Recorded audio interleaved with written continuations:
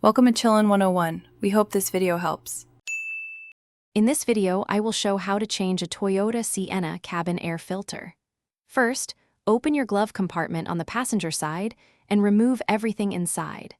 Next, gently press inward on both sides of the glove box to release its stops. Then, carefully detach the small dampener arm located on the right side of the glove box. This allows the glove box to swing down completely, giving you access to the filter housing.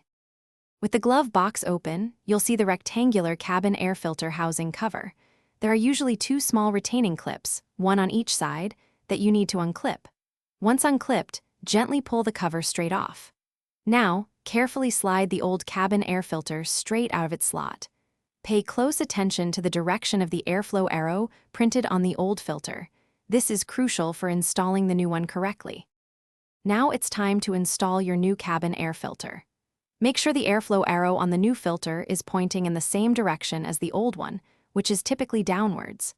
Carefully slide the new filter into the housing until it's fully seated.